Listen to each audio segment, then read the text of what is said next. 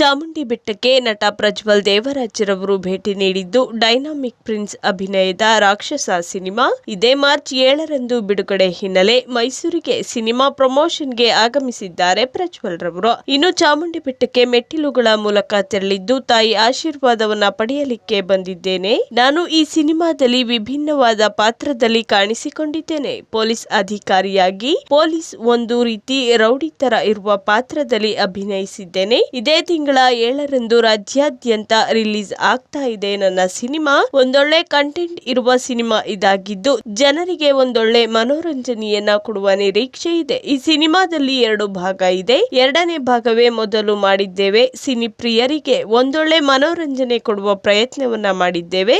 ಇದುವರೆಗೆ ಸಾಫ್ಟ್ ಶೇಡ್ಗಳಲ್ಲಿ ಕಾಣಿಸಿಕೊಂಡಿದ್ದೆ ಹೆಚ್ಚು. ಇದರಲ್ಲಿ ಮಾಸ್ ಲುಕ್ ನಲ್ಲಿ ಕಾಣಿಸಿಕೊಂಡಿದ್ದೇನೆ ಎಂದಿದ್ದಾರೆ ಪ್ರಜ್ವಲ್ ದೇವರಾಜು.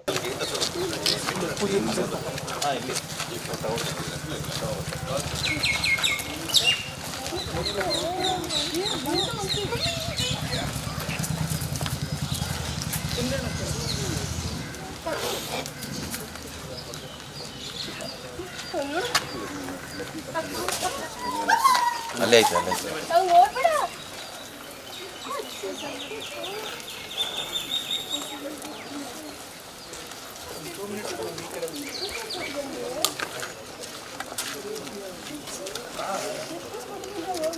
ಮೇಡಮ್ ಮೊಬೈಲ್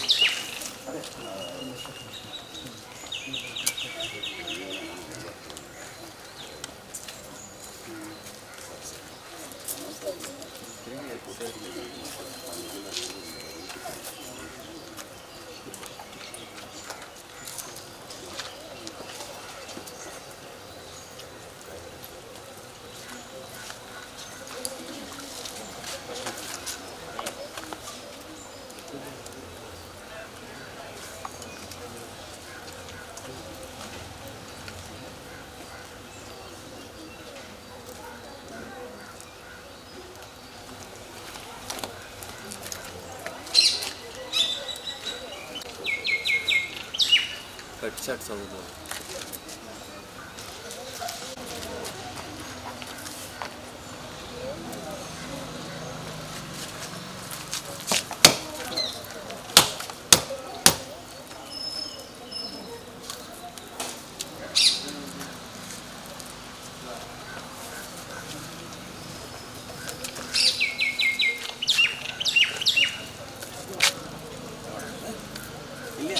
ಅನಿ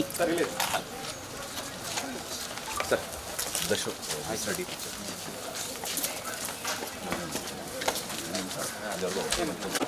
ಇನ್ನೇನಪ್ಪ ನೀವು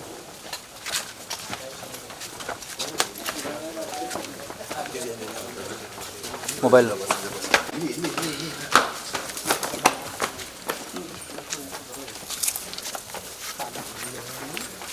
ಸೀದಾ ಪಾಪ ಅವರೆಲ್ಲ ಉಲ್ಟಾ ತಗೊಬಿಡೋದ.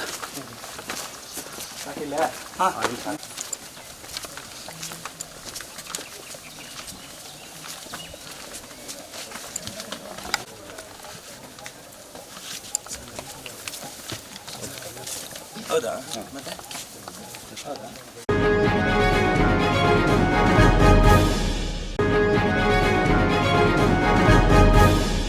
ಮೈಸೂರು ಮಹಾನಗರ ಪಾಲಿಕೆ ಚುನಾವಣೆಯನ್ನ ನಡೆಸಬೇಕು, ಗ್ರೇಟರ್ ಮೈಸೂರು ಯೋಜನೆ ಕೈಬಿಡಬೇಕೆಂದು ಒತ್ತಾಯಿಸಿ ಪ್ರತಿಭಟನಾ ಧರಣಿಯನ್ನ ನಡೆಸಲಾಗಿದೆ. ಮೈಸೂರು ಕಾರ್ಪೊರೇಷನ್ ಕಚೇರಿ ಮುಂಭಾಗ ಪ್ರತಿಭಟನೆ ಧರಣಿಯನ್ನ ನಡೆಸಲಾಗಿದ್ದು, ಮೈಸೂರು ಮಹಾನಗರ ಪಾಲಿಕೆ ಚುನಾವಣೆ ಹೋರಾಟ ಸಮಿತಿ ವತಿಯಿಂದ ಪ್ರತಿಭಟನೆ ನಡೆದಿದೆ. ಇನ್ನು ಪ್ರತಿಭಟನಾ ಧರಣಿಗೆ ವಿವಿಧ ನಾಗರಿಕ ಸಂಘಟನೆಗಳ ಬೆಂಬಲ ಸಿಕ್ಕಿದ್ದು, KRS party, AAP, BSP, SPDP, CPI, CPM, ವಿವಿಧ ಕನ್ನಡ ಪರ ಸಂಘಟನೆಗಳ ಬೆಂಬಲವೂ ಸಿಕ್ಕಿದೆ. ಇನ್ನು ಇತಿಹಾಸ ತಜ್ಞ ಪ್ರೊಫೆಸರ್ ನಂಜರಾಜ ಅರಸೂರವರ ನೇತೃತ್ವದಲ್ಲಿ ಪ್ರತಿಭಟನಾ ಧರಣಿ ನಡೆದಿದ್ದು, ಧರಣಿಯಲ್ಲಿ ಸಂಚಾಲಕ ಅರವಿಂದ್ ಶರ್ಮಾ, ಸತ್ಯಾನಂದ ವಿಟ್ಟು, ಎಎಪಿ ರಂಗಯ್ಯ, ಸೋಸಲೆ ಸಿದ್ದರಾಜು, ಶ್ರೀವಾರಿ ನಾಗರಾಜು, ಭಾಗ್ಯಶ್ರೀ ಭಟ್, ಎಸ್ಪಿಡಿಐ ರಾಜ್ಯ ಉಪಾಧ್ಯಕ್ಷ ಪುಟ್ಟನಂಜಯ್ಯ ಸೇರಿದಂತೆ ಹಲವರು ಪ್ರತಿಭಟನಾ ಧರಣಿಯಲ್ಲಿ ಭಾಗಿಯಾಗಿದ್ದರು. ಇವತ್ತು ಉದ್ದೇಶ ಹೇಳಬೇಕಾ? ಇವತ್ತಿನ ಉದ್ದೇಶ ಏನು ಪ್ರೊಟೆಸ್ಟ್ ಶೇರಿಂಗ್ ಮಾಡ್ತಾ ಇದ್ದೀವಿ ಅದ್ರ ಬಗ್ಗೆ. ಇವತ್ತು ನಾವು ಚಳುವಳಿ ರೂಪದಲ್ಲಿ ಮುನ್ಸಿಪಾಲ್ಟಿ ಮುಂದೆ ಕೂತಿರೋ ಉದ್ದೇಶ ಒಂದು, ಕಳೆದ 16 ತಿಂಗಳುಗಳಿಂದ ಹಿಂದೆ ಇದ್ದಂಥ ಚುನಾಯಿತ ಪ್ರತಿನಿಧಿಗಳ ಅವಧಿ ಮುಗಿದ ಮೇಲೆ ಚುನಾವಣೆ ಆಗಿ ಹೊಸ ಪ್ರತಿನಿಧಿಗಳು ಬರಬೇಕಾಗಿತ್ತು. ನಗರದ ಕೆಲಸ ಕಾರ್ಯಗಳಾಗಬೇಕಾದ್ರೆ ಮೇಲ್ವಿಚಾರಣೆ ಮಾಡೋಕ್ಕೆ ನಗರದ ಪ್ರತಿನಿಧಿಗಳಿರಬೇಕು. ಆ 16 ತಿಂಗಳಿಂದ ಚುನಾವಣೆ ಮಾಡಿಲ್ಲ ನಮ್ಮ ಘನ ಸರ್ಕಾರ. ದಿನಕ್ಕೆ ಒಂದು ಸುಳ್ಳು ಹೇಳ್ತಾರೆ. ಯಾವುದೇ ಪಕ್ಷದ ಸರ್ಕಾರ ಆಗಲಿ ಸಾಮಾನ್ಯ ಜನರ ಮೂಗಿಗೆ ತುಪ್ಪ ಸವರಿ ಅವ್ರ ತಲೆ ಬೋಳಿಸಿ ಹೋಗ್ತಾರೆ. ಈಗ ಏನು ಹೇಳ್ತಾ ಇದ್ದಾರೆ, ಬೃಹತ್ ಮೈಸೂರು ಮಾಡ್ತೀವಿ, ಪಾರಂಪರಿಕ ನಗರಿ, ಅರಮನೆಗಳ ನಗರಿ ಅನ್ನೋದೆಲ್ಲ ಹೊರಟೋಯ್ತು. ಒಂದು ದೊಡ್ಡ ವ್ಯಾಪಾರಿ ಕೇಂದ್ರ ಆಗಬೇಕು, ಬೃಹತ್ ಮೈಸೂರು ಮಾಡ್ತೀವಿ, ಬೃಹತ್ ನಗರ ಪಾಲಿಕೆ ಆಗುತ್ತೆ. ಅವಾಗ ಅದಕ್ಕೇನು ಮಾಡಬೇಕು, ಮೈಸೂರು ಸುತ್ತಮುತ್ತ ಇರುವ 11 ಪಂಚಾಯಿತಿಗಳು ಅವನ್ನೆಲ್ಲ ನಾವು ಮೈಸೂರು ಸೇರಿಸ್ಕೋಬೇಕು. ಅದನ್ನು ಹೇಳ್ಬಿಡ್ತೀನಿ, ಯಾವುದೋ ಪಂಚಾಯಿತಿಗಳು ಅಂತ ಹೇಳ್ತೀನಿ.